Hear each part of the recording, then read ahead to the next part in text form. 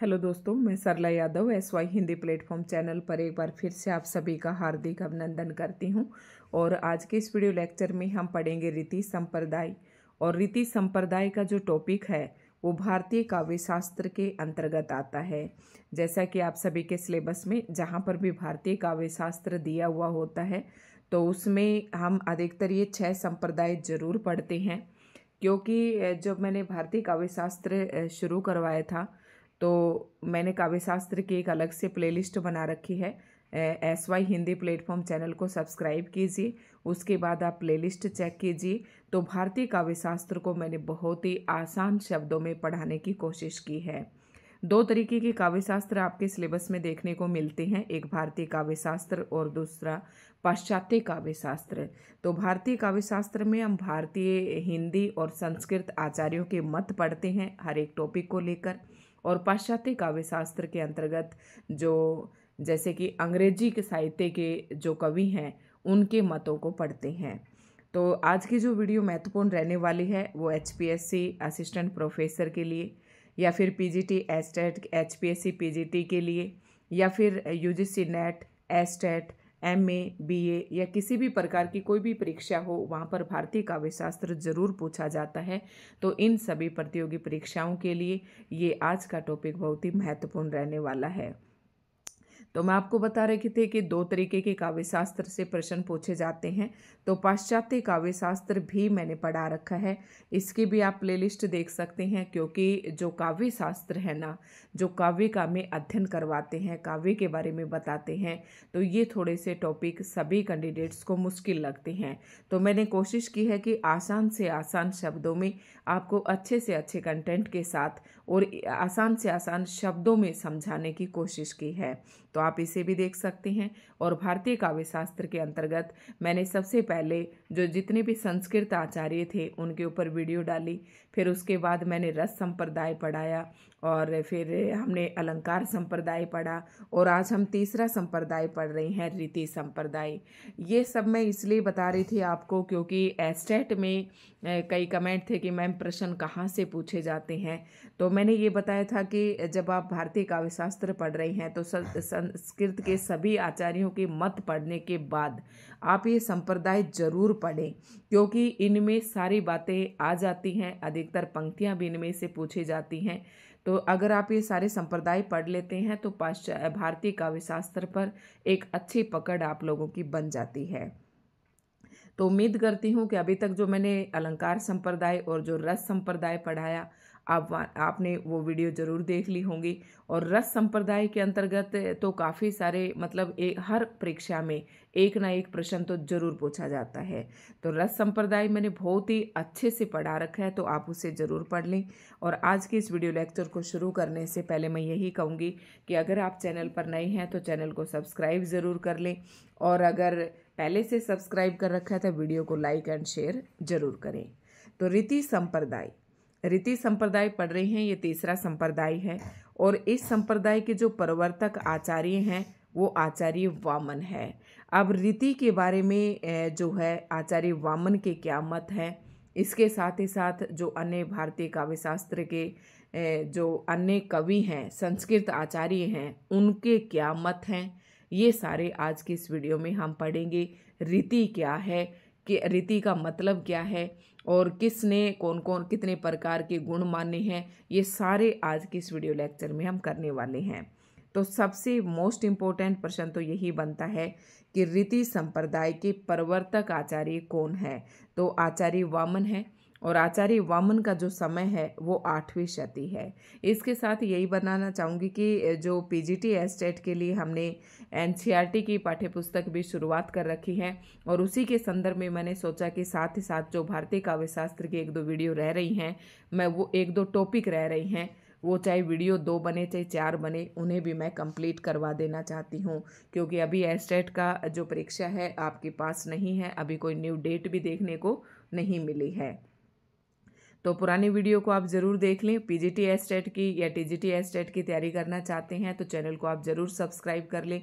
निःशुल्क आपको सारी वीडियोस प्रोवाइड करवाई जा रही हैं। साथ ही एसवाई हिंदी प्लेटफॉर्म के नाम से मेरा टेलीग्राम चैनल है, आप उसे सर्च करके ज्वाइन कर सकते हैं। एसवाई हिंदी प्लेटफॉर्म ग्रुप के नाम से मैंने टेलीग्राम पर ग्रुप बना रखा है, वहाँ पर आप कमेंट करके बता सकते हैं जो भी टॉपिक आपको पढ़ना है, तो वहाँ पर आप कमेंट ज़रूर करें। उसका लिंक जो है मैंने अपनी पोस्ट जो कम्युनिटी है मेरे चैनल पर, जैसे कि जो वीडियोज होती हैं, प्लेलिस्ट होती हैं, फिर कम्युनिटी होता है, तो कम्युनिटी पर भी डाल रखा है और आपको फिर भी उसका लिंक नहीं मिल रहा है तो आप कमेंट करें, मैं उसका लिंक आपके पास शेयर कर दूंगी। तो ऐसा करें। और टेलीग्राम चैनल को इसलिए ज्वाइन करने के लिए कह रही हूँ क्योंकि मैंने जैसे कोई नया कैंडिडेट चैनल पर आता है तो उसको वीडियो समझने में दिक्कत होती है कि कौन सी वीडियो किस परीक्षा के लिए पढ़ें। वैसे मैं हर एक वीडियो में बताती हूँ, तो आप उस चैनल को ज़रूर ज्वाइन कर लें। एसवाई हिंदी प्लेटफॉर्म के नाम से है। जितनी भी यूट्यूब पर वीडियो डालती हूँ मैं सारी टेलीग्राम चैनल पर शेयर करती हूँ। तो शुरुआत करते हैं आज के इस वीडियो लेक्चर की बिना समय थोड़ा सा जाया किए हुए। तो रीति संप्रदाय के प्रवर्तक आचार्य, सबसे पहले एक नंबर में यही पूछ लिया जाता है कि रीति संप्रदाय के प्रवर्तक आचार्य कौन है, तो आचार्य वामन। फिर आचार्य वामन की समय सीमा कौन सी है, 8वीं शती। इससे पहले हमने अलंकार संप्रदाय पढ़ा, तो अलंकार संप्रदाय के जो प्रवर्तक आचार्य थे वो आचार्य वामन थे। उसके बाद हमने रस संप्रदाय पढ़ा, तो रस संप्रदाय के जो प्रवर्तक आचार्य थे वो भरत मुनि को माना जाता है। भरत मुनि का जो समय सीमा था वो 2री शताब्दी थी। तो इतनी बातें आपको याद रखनी है। और यद्यपि रीति शब्द का काव्य शास्त्र में प्रयोग वामन से पहले भी प्राप्त होता है। देखो, रीति संप्रदाय का प्रवर्तक आचार्य वामन को माना जाता है, तो इसका मतलब ये नहीं है कि वामन की 8वीं शताब्दी में आए हैं तो इससे पहले रीति शब्द का किसी ने प्रयोग ही नहीं किया, ऐसी बात नहीं है। इससे पहले भी, आचार्य वामन से पहले भी रीति शब्द का जो भारतीय काव्य शास्त्र में प्रयोग होता रहा है, पर उसका व्यवस्थित स्वरूप और विस्तृत व्याख्या सर्वप्रथम वामन ने प्रस्तुत की। रीढ़ शब्द की व्युत्पत्ति कहाँ से हुई, इस पर थोड़ी सी बात कर लेते हैं। रीढ़ शब्द की जो व्युत्पत्ति है, देखो ये टॉपिक है ना HPSC असिस्टेंट प्रोफेसर और HPSC PGT हिंदी के लिए तो काफ़ी महत्वपूर्ण है, क्योंकि उसमें सब्जेक्टिव पेपर भी होता है और जो MA BA वाले स्टूडेंट हैं उनके लिए भी। बाकी जिनकी परीक्षाएं ऑब्जेक्टिव पैटर्न पर आधारित है वो बच्चे अपना पेन कॉपी लेकर जरूर बैठें और अपने ऑब्जेक्टिव टाइप के क्वेश्चंस यहाँ से निकालते रहें। तो जो रीति शब्द की व्युत्पत्ति है वो रीढ़ धातु में ऋण प्रत्यय के योग से हुई है, जिसका अर्थ है, अब रीति का अर्थ आप समझे कि बार बार एक शब्द आता है रीति, ठीक है। रीति का मतलब है मार्ग, किस रीति पे हम चल रहे हैं, कहते ना क्या रीति रिवाज है, यानी कि क्या मार्ग है, मार्ग, पंथ, गति या फिर शैली। शैली से भी इसका मतलब हो सकता है, जैसे कि हर कवि की अपनी लिखने की अलग अलग शैली होती है, तो शैली भी रीति का मतलब है। आचार्य वामन ने अपने ग्रंथ काव्य अलंकार सूत्रवर्ती, अगला नेक्स्ट इम्पोर्टेंट प्रश्न है कि आचार्य वामन का जो काव्य शास्त्र नामक जो ग्रंथ है उसका क्या नाम है, तो वो है काव्य अलंकार सूत्रवर्ती। और ये जब मैंने भारतीय काव्य शास्त्र पढ़ाना शुरू किया था तो हर एक आचार्य को लेकर उनसे संबंधित जितने भी इम्पोर्टेंट बातें थी वो मैंने सारी बताई थी, चाहे वो शब्द काव्य गुण को लेकर हो, चाहे अलंकार को लेकर हो, तो वो सारे मत मैंने उस वीडियो में पढ़ा रखे हैं। वीडियो नंबर 1 में ही आपको मिल जाएंगे, तो याद रखना है, कितनी बातें यहाँ से नोट करके चलेंगे आप। रीति संप्रदाय के प्रवर्तक आचार्य वामन है। वामन का समय सीमा 8वीं शताब्दी है।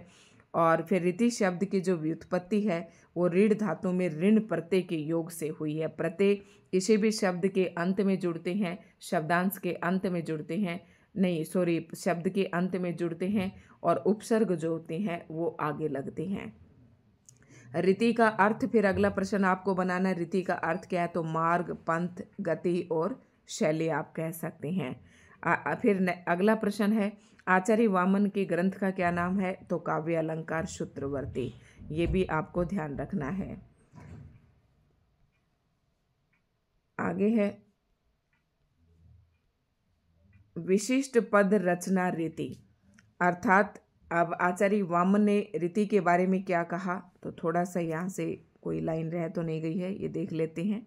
रीति की परिभाषा देते हुए क्या कहा, ध्यान से देखना इसको। काव्य अलंकार सूत्रवर्ती में रीति की परिभाषा क्या दी आचार्य वामन ने, वो देख लेते हैं, क्योंकि ये पंक्ति आपसे पूछी जा सकती है कि ये पंक्ति किसकी है, तो ये आचार्य वामन की है। और अधिकतर ये जो पंक्तियां आपके सामने दिखाई दे रही हैं ये पेपर में पूछी जाती हैं, दोनों ही इम्पोर्टेंट हैं। तो विशिष्ट पद रचना रीति है। तो विशिष्ट पदों की जो रचना है वही रीति कहलाती है। विशिष्ट एक तो होता है सामान्य, एक होता है विशिष्ट जो अपने आप में थोड़ा अलग है। तो पद का मतलब आप क्या समझे, हमारे पास दो शब्द होते हैं, दो हम यूज करते हैं, कई जगह हम शब्द बोल देते हैं और कई जगह पर हम पद बोल देते हैं।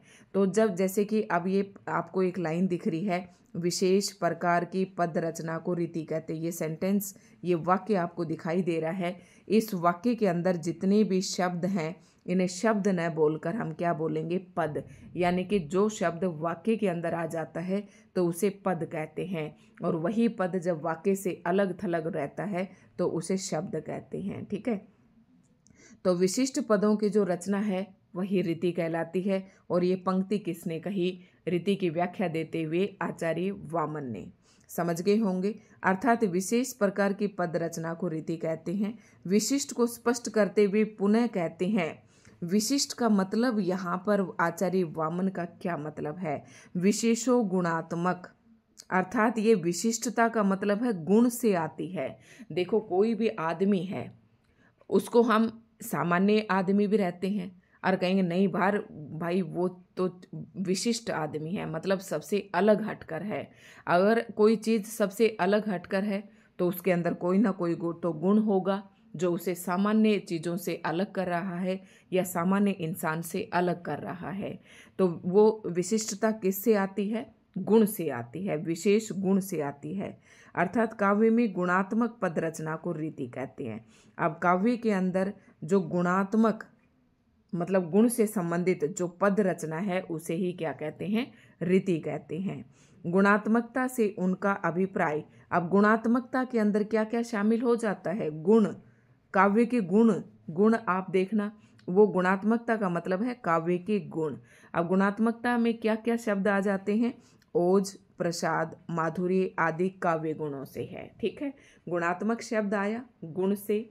और गुण कौन कौन से होते हैं काव्य के, मुख्य रूप से ओज, प्रसाद और माधुर्य गुण। ठीक है, उक्त विवेचन के आधार पर रीति की परिभाषा निम्न शब्दों में की जा सकती है। अब यहाँ पर हम ये भी परिभाषा दे सकते हैं, प्रसाद, ओज, माधुर्य आदि गुणों से युक्त पद रचना क्या है, रीति कहलाती है। यानी कि कोई ऐसी रचना पदों की कोई ऐसी रचना जिसमें प्रसाद, ओज और माधुर्य गुण की उपस्थिति हो तो वो रचना क्या कहलाती है, रीति कहलाती है। इसलिए रीति संप्रदाय को गुण संप्रदाय भी कहा जाता है। अगला मोस्ट इम्पोर्टेंट प्रश्न है कि किस संप्रदाय को गुण संप्रदाय भी कहा जाता है, तो रीति संप्रदाय को भी गुण संप्रदाय कहा जाता है। तो रीति का मतलब एक और शब्द आप जोड़ सकते हैं कि विशिष्ट पदों की रचना, और विशिष्ट का मतलब है गुण, और गुणों से ओज, माधुर्य और प्रसाद गुण से परिपूर्ण जो रचना होती है उसे ही क्या कहा है, रीति कहा है। आई होप आप अच्छे से समझ गए होंगे। आचार्य वामन ने गुणों को विशेष महत्व दिया। उनके अनुसार गुण काव्य के नित्य धर्म है। नित्य एक चीज होती अनित्य, तो मतलब जो कभी कभी आती है, और एक होता है नित्य। आचार्य वामन का मानना है कि काव्य के अंदर गुणों का विशेष महत्व है, ये काव्य के अंदर आते ही आते हैं, इसलिए इनको नित्य धर्म कहा है, जिनकी अनुपस्थिति में काव्य का अस्तित्व असंभव है। आचार्य वामन कहते हैं कि गुण इतने जरूरी हैं काव्य के लिए। अगर काव्य के अंदर गुण विद्यमान नहीं है, और गुण का मतलब कौन कौन, ओज, प्रसाद और माधुर्य गुण मुख्य रूप से, अगर ये किसी काव्य में नहीं है तो उस काव्य को हम काव्य कहना ही असंभव होगा। गुणों को काव्य का शोभा कारक धर्म मानते हुए वे लिखते हैं, काव्य शोभाया करार्तो धर्मा गुणा। तो ये जो पंक्ति है ये भी आचार्य वामन की ही है। तो ये भी आपको पंक्ति ऐसे के ऐसे याद रखनी है कि ये पंक्ति किसकी है। तो काव्य शोभाया करार्तो धर्मा गुणा, अर्थात गुण काव्य के क्या हैं, शोभा कारक धर्म है, और नित्य धर्म भी हैं जो हमेशा आएंगे ही आएंगे काव्य के अंदर, और काव्य की शोभा बढ़ाने वाले भी चीज हैं। ठीक है, अतः वामन के अनुसार शब्दगत और अर्थगत सौंदर्य से संपन्न पद योजना को रीति कहते हैं। पद योजना समझ गए होंगे, पदों की योजना। पदों से ही क्या बनता है, हमारा वाक्य बनता है। ठीक है, तो वो पद कैसे हो सकते हैं, शब्दगत भी और अर्थगत सौंदर्य भी हो सकता है। देखो पद का मतलब शब्द, एक तरीके से आप समझ सकते हैं। तो पद जो होते हैं वो शब्द ही होते हैं। तो शब्दगत जो पद अपने शब्दों से सौंदर्य को बढ़ाते हैं वो शब्दगत कहलाएंगे, और जो शब्द अपने अर्थ के कारण काव्य की शोभा बढ़ा रहे हैं वो अर्थगत सौंदर्य कहलाएगा। तो शब्दगत और अर्थगत सौंदर्य से संपन्न जो पद योजना होती है उसी को क्या कहते हैं, रीति कहते हैं। और काव्य का जो शोभाकारक धर्म है उसे भी गुण कहा है। अलंकार को वे काव्य का अनित्य धर्म मानते हैं। अब देखो आचार्य जो भामा है उनका मत अलग मिलेगा अलंकार को लेकर, और जो आचार्य वामन है जो रीति के पक्ष में है वो क्या कहते हैं कि अलंकार जो है ना अनित्य धर्म है, क्योंकि आचार्य जो वामन है वो गुणों को काव्य का नित्य धर्म मानते हैं, जो काव्य की शोभा को अतिशय करने वाला तत्व है। दूसरे शब्दों में ये कहा जाता है कि वामन गुणों की सत्ता को काव्य में अनिवार्य मानते हैं। तो ये एक बात मैंने इससे पहले वाले संप्रदाय में भी बताई थी कि जो जिस संप्रदाय का प्रवर्तक आचार्य है वह उसी चीज को उस काव्य का नित्य धर्म बताएगा, अनिवार्य तत्व बताएगा। जैसे आचार्य वामन है तो आचार्य वामन क्या है कि किसको मानेंगे, रीति को मानेंगे, किंतु अलंकारों को काव्य का अनिवार्य तत्व ये नहीं मानेंगे, क्योंकि ये रीति को काव्य का अनिवार्य तत्व मानेंगे। ठीक है, आचार्य दंडी अलंकार को काव्य का शोभाकारक धर्म मानते हैं। अतः ये कहना उचित होगा कि दंडी जिसे अलंकार कहते हैं वामन उसी को गुण कहते हैं। ठीक है, क्योंकि आचार्य दंडी ने भी यही कहा है कि काव्य की शोभा बढ़ाने वाले कारणों को ही काव्य का गुण कहते हैं। तो दंडी की बात और आचार्य वामन की बात एक ही है। गुणों के भेद, अब गुण देखो, अब गुण हम पढ़ रहे हैं शब्दगत और अर्थगत। ठीक है, लेकिन गुणों के भेद यहाँ पर देखेंगे। आचार्य वामन के अनुसार गुण दो प्रकार के होते हैं, क्योंकि आचार्य वामन सारी बात गुणों की ही करते हैं, और गुणों से युक्त जो पद रचना है उसे ये क्या कहते हैं, रीति कहते हैं। तो जो गुण है वो दो प्रकार के होते हैं, एक तो शब्दगत और दूसरा अर्थगत। दोनों का मतलब मैंने अभी इससे पहले वाली लाइन में आपको समझाया। इनमें से प्रत्येक के अंतर्गत 10-10 गुण आते हैं। अभी तक आपने बहुत रटे होंगे कि आचार्य वामन ने काव्य के कितने गुण माने हैं, फलाना ने कितने माने हैं, धिकड़े ने कितने माने हैं। तो अब यहाँ पर हम देख भी लेते हैं और समझ भी लेते हैं। ठीक है, इसके अंतर्गत 10-10 गुण माने हैं, यानी कि आपसे पूछ सकते हैं कि आचार्य वामन ने कितने गुणों की संख्या कितनी मानी है। तो 10 गुण तो शब्दगत मानते हैं आचार्य वामन, और 10 जो हैं अर्थगत मानते हैं। अब देखते हैं जिनके नाम इस प्रकार हैं: ओज, प्रसाद, श्लेष, समता, समाधि, माधुर्य, सौकुमार्य, उदारता, अर्थव्यक्ति और कांति। कांति का मतलब भी सुंदरता ही होते हैं, माधुर्य का मतलब मधुर होता है, समाधि का मतलब सभी को पता है, सौकुमार्य ये कुमारता मतलब सरलता, कोमलता, समता समानता, श्लेष चिपका हुआ, प्रसाद भी एक तरीके से मधुरता की तरीके से ही होता है, ओज जिसमें उत्साह होता है, उदारता का एक गुण होता है ना, जैसे वो, अर्थव्यक्ति जैसे अर्थ की अव्यक्ति उस तरीके से। तो ये क्या है, इनमें से प्रत्येक के अंतर्गत 10-10 गुण आते हैं, और ये इनके नाम 10 जो हैं गुणों के नाम यहाँ पर बताए गए हैं। इस प्रकार वामन ने कुल 20 गुण माने हैं। आपसे पूछे कि वामन ने कुल कितने गुण माने हैं, तो 20 गुण माने हैं। आचार्य ने शब्दगत गुण कितने माने हैं, तो 10 माने हैं, और अर्थगत गुण पूछे तो भी 10 माने हैं। इस प्रकार से आपको बताना है कि 10 शब्दगत और 10 अर्थगत गुण माने हैं। कुल मिलाकर 20 गुणों की संख्या आचार्य वामन ने मानी है। वामन के परवर्ती आचार्यों ने गुणों की इस संख्या को स्वीकार नहीं किया। अब देखो, वामन के बाद परवर्ती आचार्य यानी कि वामन के बाद जितने भी आचार्य आए उन सभी ने उन गुणों की संख्या को स्वीकार नहीं किया। भोजराज ने 24 गुण बताई। अब आप यहाँ से भी इस पॉइंट को नोट कर लें। आचार्य वामन ने गुणों की संख्या 20 मानी, 10 शब्दगत और 10 अर्थगत। आचार्य भोजराज के अनुसार पूछे तो आपको बताना है कि 24 गुण माने हैं, जबकि आचार्य मम्मट ने गुणों की संख्या केवल 3 ही मानी है। अब आप वैसे आप रटते तो आपको ये चीज़ें कंफ्यूज करती कि ये क्या क्या हैं, लेकिन जब आप डिटेल से पढ़ेंगे तो सारी बातें आपको समझ में आ जाएगी। आचार्य मम्मट ने गुणों की संख्या कितनी मानी? 3 मानी है।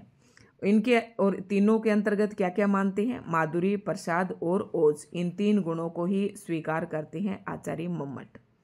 वामन द्वारा बताए हुए इन गुणों में अधिकांश काव्य तत्व निहित हैं, यानी कि काव्य के तत्व के अंतर्गत आ जाते हैं। आचार्य वामन ने जो गुण बताए हैं ना, वे रीति इन गुणों से ही समन्वित है और रीति भी इनके अंदर ही आ जाती है, जिससे उसका काव्य फलक अत्यंत व्यापक हो गया है। व्यापकता मतलब बहुत फैला हुआ। इस व्यापकता के कारण ही वामन ने रीति को काव्य की आत्मा मानते हुए कहा है, रीतिरात्मा काव्य से। रीति के भेद हैं, ये भी अब आचार्य वामन का ही शब्द है। अगर आपसे पूछ ले तो रीति के भेद अब देखते हैं। अभी तक हमने गुणों के बारे में बात की, अब यहाँ से हम रीति के भेद पढ़ेंगे और इसके ऊपर मैं एक अलग से वीडियो बनाऊंगी, क्योंकि ये टॉपिक जो है ना अपने आप में एक अलग से टॉपिक भी बन जाते हैं कि रीति के कितने भेद हैं, स्पष्ट कीजिए। तो ये प्रश्न ना वैसे भी पूछा जा सकता है, जैसे कि HPSC PGT में अभी भर्ती आने वाली HPSC PGT की भी जून जुलाई तक, और जो HPSC असिस्टेंट प्रोफेसर का पेपर होगा उसके लिए भी महत्वपूर्ण है। तो इन तीनों को मैं एक अलग तरीके से पढ़ाऊंगी और ये PGT एस्टेट में भी पूछी जाती हैं, काफ़ी इम्पोर्टेंट है। रीति, काव्य के गुण, काव्य दोष और काव्य रीति, इस प्रकार से स्पष्ट दे रखा है आपके सिलेबस में, जो हरियाणा बोर्ड की तरफ से सिलेबस दिया गया है। तो इस टॉपिक को एक अलग से हम वीडियो में पढ़ेंगे। तो धन्यवाद दोस्तों। आज की वीडियो आपको कैसी लगी कमेंट करके ज़रूर बताएं, और अगर आप इस सेशन को कंटिन्यू रखना चाहते हैं तो भी कमेंट करके बताएं कि जी मैम हम पढ़ रही हैं, आप वीडियो इसकी डालते रहें। धन्यवाद।